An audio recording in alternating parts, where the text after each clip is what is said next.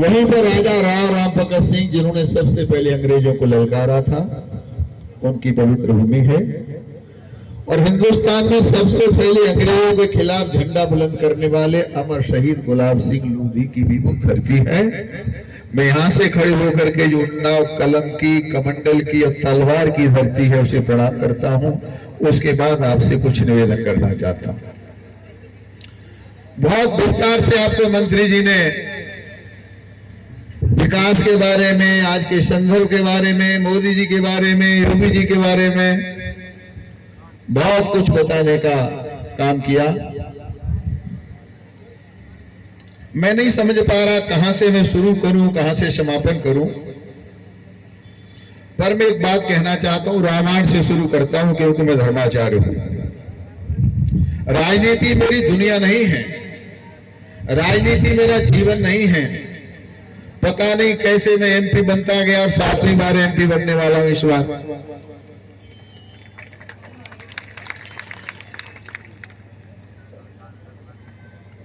आपने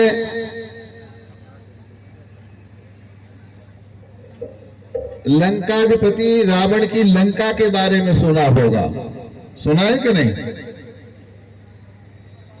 मेरे भाषा में बोलना पड़ता है। लंका को जानते हो ना? कहते हैं लंका सोने की थी। लंका सोने की थी, विद्रोह की दहलियां थी, नीलम की भूमि थी।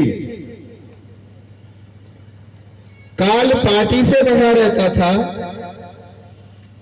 100 स्वर्ग तक सीढ़ियां बनाना चाहता था रावण। समुद्र का परकोटा था। तो रावण की लंका में विकास के लिए कोई कमी थी क्या? बोलो, नहीं थी ना। जहां सोने की लंका हो, विद्रोह की दहलियां हो, नीलम की भूमि हो, काल पाटी से बना हो, स्वर्ग तक सीढ़ियां बना रहा हो, समुद्र का परकोटा हो, तो हमारे आपके अनुमान के अनुसार लंका के, रावण की लंका में विकास की कोई कमी, बोलो ना, नहीं थी।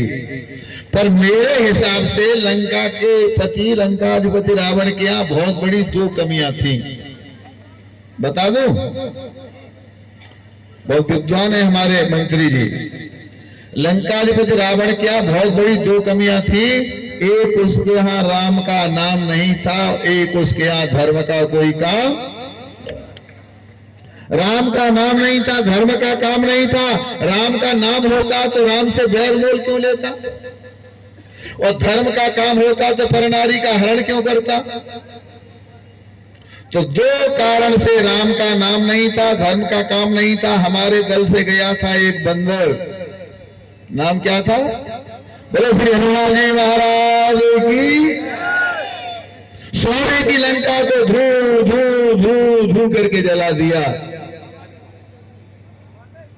कहते हैं सोना अग्नि में तब के कुंदन बनता है, ये तो जल के राख हो गया। कैसा सोना था। लेकिन उसी लंका में थी एक फूस की झोपड़ी। मालूम है किसकी थी? विभीषण की। सारी लंका जल के राख हो गई सोने की, फूस की झोपड़ी नहीं जली। जानते हो क्यों? लिखा था यही नाम कुटिया पे उसके, श्री राम जय राम जय जय। वो राम वाला था। विभीषण क्या था? बोलो ना, वो राम वाला था। और हम लोग, हम भी राम वाले, आप भी राम वाले हो, और सामने खड़े हैं वो राम भक्तों के हत्यारे हैं। उन्होंने अयोध्या की गलियों को राम भक्तों के खून से लाल लाल किया है। तो आपको करना है। आप रावण के दल में रहने वाले हैं कि राम के दल के रहने वाले हैं? भाई और बहनों, जिस सन्यासी को आप देख रहे हैं, मेरा राजनीति से कोई दूर दूर तक लेना नहीं।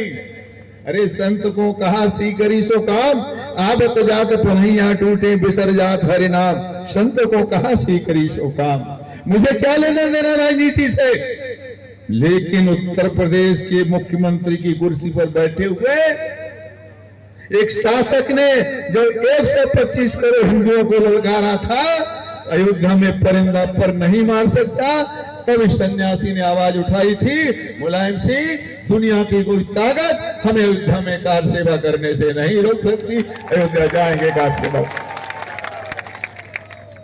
बस यहां से मेरा पदार्पण हो गया। मैं राजनीति में नहीं था तब, मैं गया था अयोध्या। मुलायम सिंह ने कहा अयोध्या गए तो गोलियों से भून दिया जाएगा। हमने कहा तुम्हारी पुलिस की गोलियां कब पड़ जाएंगी, राम भक्तों की छातियां कब नहीं पड़ेंगी।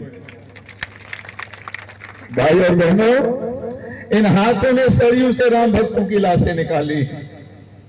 कोठारी बंधु को मेरे सामने गोली लगी थी। उस समय की घटना को याद करता हूं तो शरीर कांप जाता है, रोंगटे खड़े हो जाते। उसके बाद भी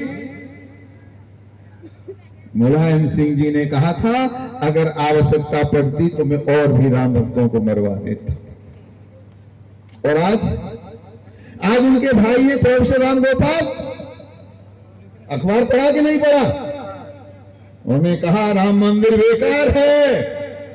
राम गोपाल, हिम्मत हो तो जरा इधर किसी मस्जिद को कह के दो बेकार है।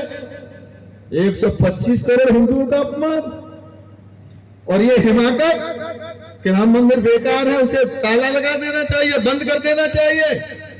जब तक हिंदुस्तान में एक भी हिंदू जिंदा है, दुनिया की कोई ताकत राम मंदिर पर ताला नहीं लगा सकती। ये लड़ाई वोटों की नहीं है, राष्ट्र की अस्मिता की लड़ाई है। आप बहुत बड़ी संख्या में यहां बैठे हैं, मैं सिर उठा के आपको प्रणाम करता हूं, अभिनंदन करता हूं, पर एक बात पूछता हूं, अगर योगी मोदी न होते तो अयोध्या में मंदिर बन जाता क्या? 500 वर्ष से रामलला धूल फांक रहे थे, टाट में पड़े हुए थे। जो हमारे जीवन के आदर्श हैं, जो हिंदुस्तान के प्राण हैं, जो राष्ट्र के पर्याय हैं। भाई और बहनों, ये देश 1947 में आजाद हो गया था, लेकिन प्राण प्रतिष्ठा नहीं हुई थी। इस देश में प्राण प्रतिष्ठा करने का काम नरेंद्र भाई मोदी ने 22 जनवरी 2024 को किया है। अब देश जाग गया है, मूर्तियां बोलने लगी हैं, विकास भी विरासत भी। विकास जो 65 साल में नहीं हुआ वो 10 साल में, और विरासत माथे का तिलक भी सलामत रहे।